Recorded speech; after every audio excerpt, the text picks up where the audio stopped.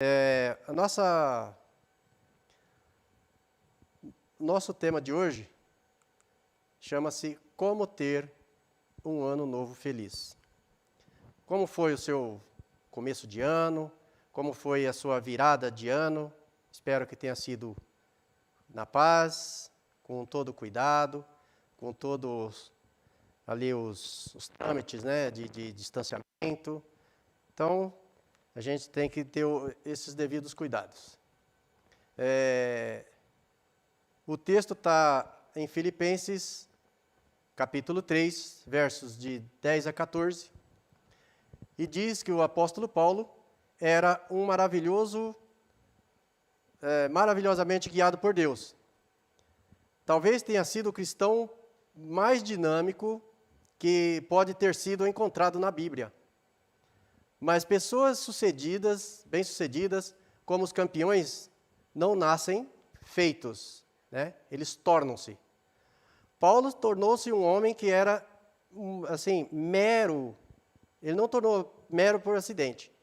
Ele, então, tornou-se subitamente um brilhante porta-voz de Deus.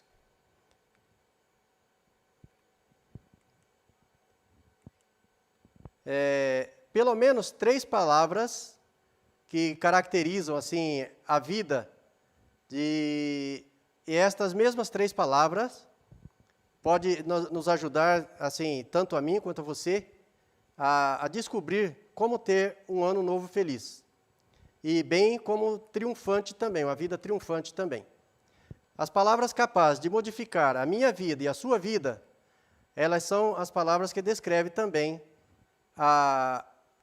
os escritos de Paulo, são propósito, atitude e motivação.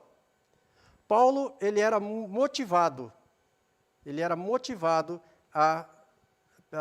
assim, por Cristo, né? Ele era muito ligado com Cristo.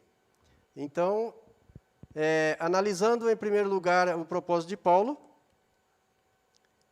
quer estivesse ali remendando uma tenda, escrevendo uma carta a uma igreja recém-fundada ou uma multidão numa praça, ele era dirigido por um só propósito: conhecer a Deus. Paulo expressou este propósito em Filipenses 3,10, na época ou fora de época, desperto ou adormecido, consciencioso ou subconsciosamente, Paulo perseguia incansavelmente o propósito, esse propósito. Ele possuía um profundo desejo, não meramente de conhecer algo sobre Jesus. Ele desejava conhecê-lo intimamente, em toda a sua glória e humilhação.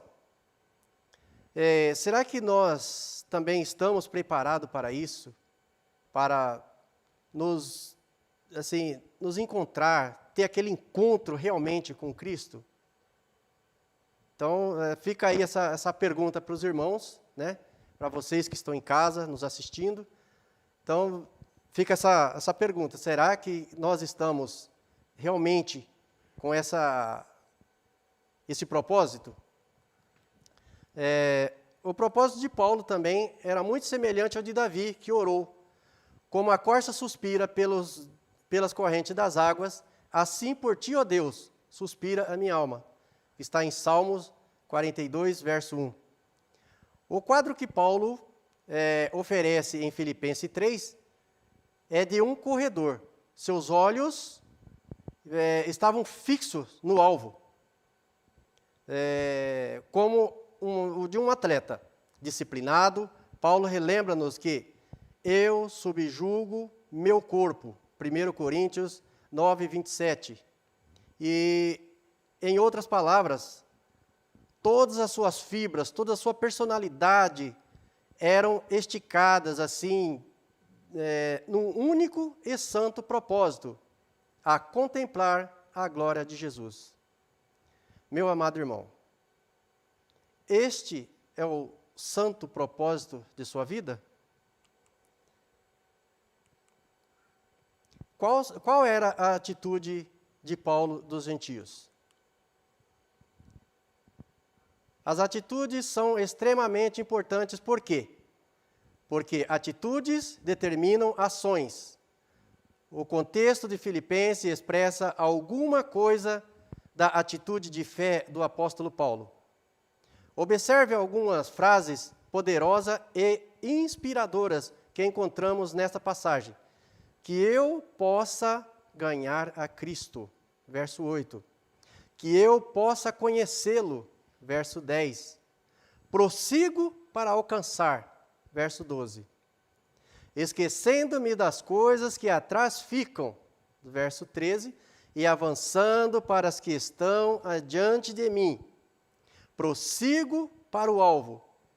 Será que você também pode sentir a vibração desse agressivo servo de Deus?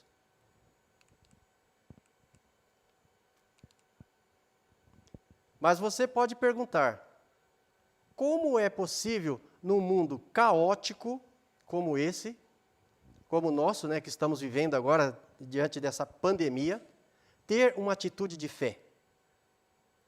Como pode alguém ser tão otimista diante de problemas que esse mundo nos traz?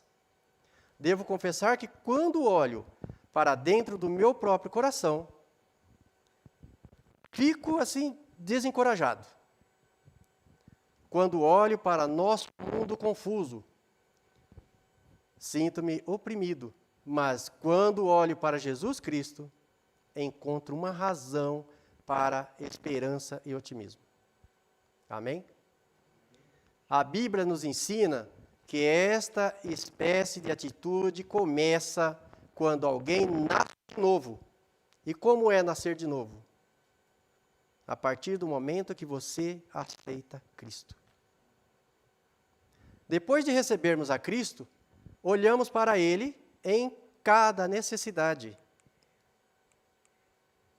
Quando aceitamos a Jesus Cristo, nascemos do alto. Então, quando enfrentamos necessidades, devemos olhar para cima e buscar a Deus. Tiago 1, capítulo 1, verso 5. A Bíblia nos ensina que toda boa dádiva todo o dom profético vem do alto. Tiago 1,17. O conselho das Escrituras é... Mas você pergunta, no mundo como o nosso, como pode alguém ter atitude de fé? É muito fácil, irmão. É só você buscar a Jesus todos os dias de sua vida. Eu tenho a certeza que a sua vida, mais que nós tenhamos problemas, mas Deus, Ele vai nos transformar, Ele vai nos dar força, Ele vai mudar as nossas atitudes. A resposta é encontrada, antes de tudo, em nossa posição em Jesus Cristo, que está em Romanos, capítulo 5, verso 17. Ensina que podemos reinar em vida agora, através de Jesus Cristo. Quando Paulo estava numa prisão em Roma, esperando a morte, ele escreveu entusiasticamente as palavras que encontramos em Filipenses 4, capítulo 4, verso 4. A chave para esta espécie de atitude de fé é a vitória, e vitória está na compreensão e aceitação da nossa posição em Cristo Jesus.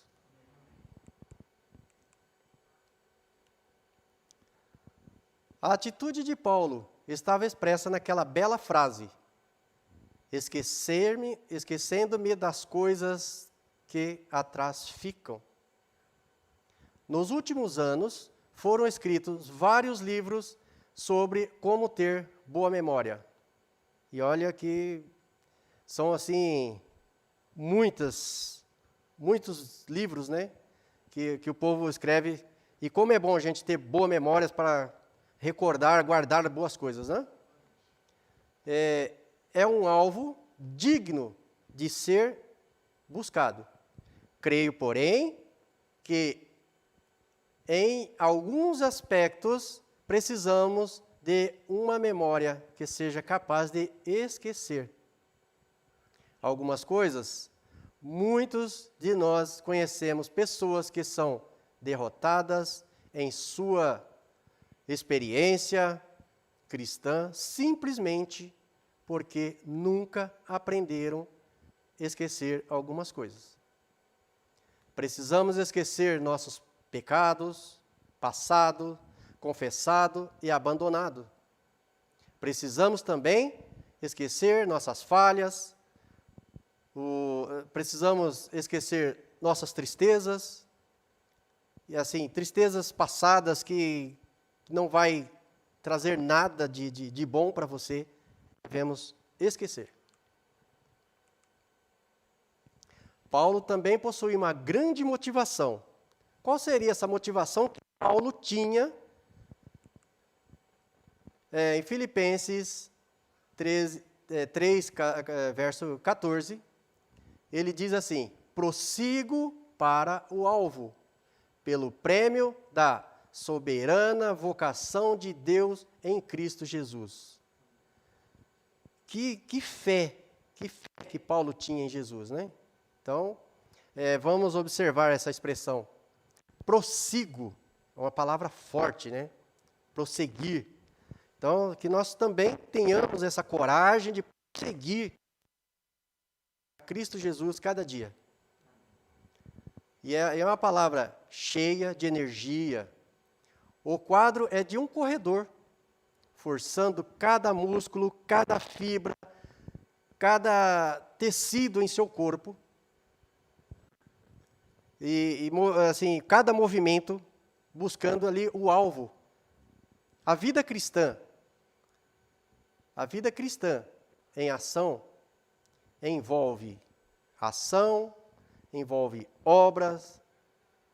É verdade que nós somos salvos pela graça, mas devemos lembrar que somos criados em Cristo Jesus para as boas obras. Em Efésios 2:10, verdadeiramente, cristianismo requer disciplina e determinação. E é isso que nós devemos ter, irmãos. Disciplina e determinação com as coisas de Deus. Assim como um corredor que não é disciplinado perderá a competição, o cristão que não for determinado não alcançará o sucesso. Mas qual era a motivação? Ela era encontrada em Filipenses 3, verso 14. A expressão soberana vocação refere-se ao dia quando os crentes serão levados para estar com Cristo. Eu quero estar com Cristo. E você? Será que está preparado para isso?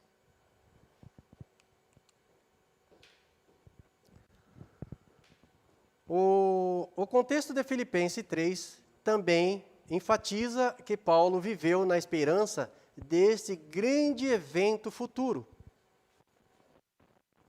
Em Filipenses 20 e 21, diz assim: nossa cidadania, porém, está nos céus, de onde esperamos ansiosamente um Salvador, o Senhor Jesus Cristo. Verso 21. Pelo poder que o capacita as coisas debaixo dos seus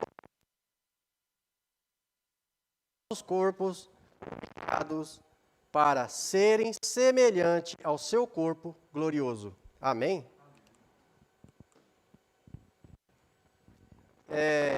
Ele ensinava pela vinda do Salvador.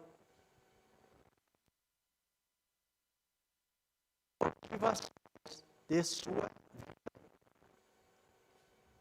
Ele vivia literalmente no brilho e o excitamento causado pela esperança do retorno de Cristo Jesus.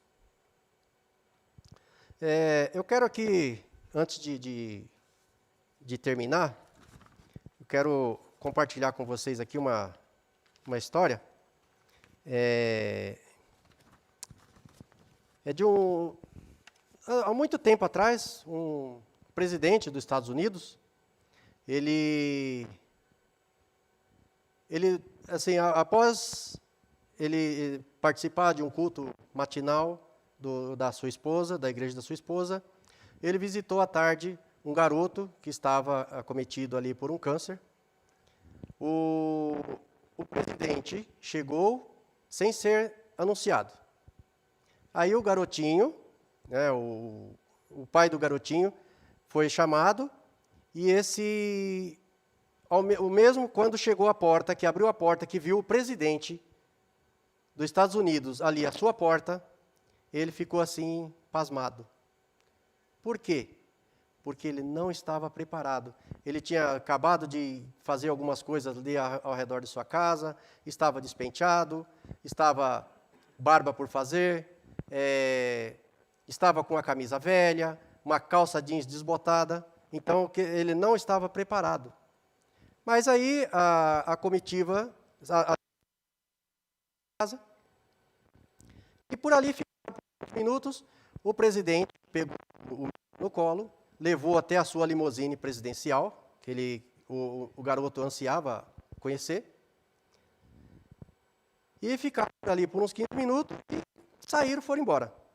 A vizinhança ficara assim, alvoroçada. Mas o pai do garoto nem sequer sentiu nada, porque ele estava em choque ainda, porque o presidente chegou da casa dele sem avisar, sem nada, e ele recebeu o presidente daquela forma, descabelado, sem se arrumar. Mas, digo uma coisa, irmãos. Eu digo uma coisa para vocês.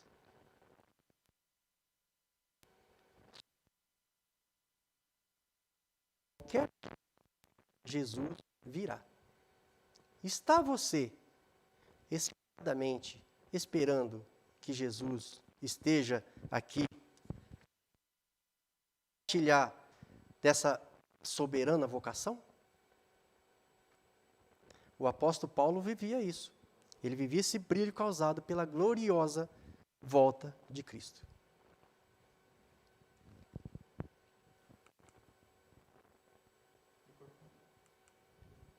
Tá.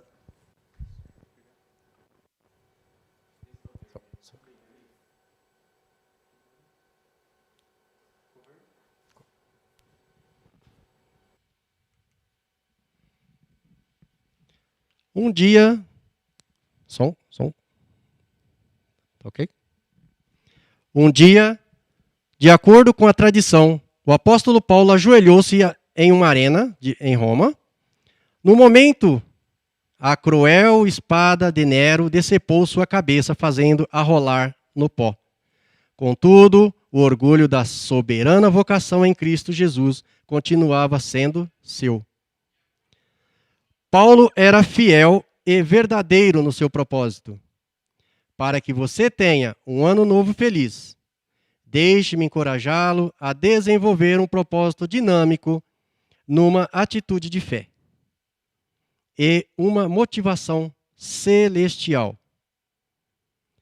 Que que essa também possa ser a minha, a nossa e a sua atitude para estar com Cristo Jesus quando Ele vier em glória e majestade.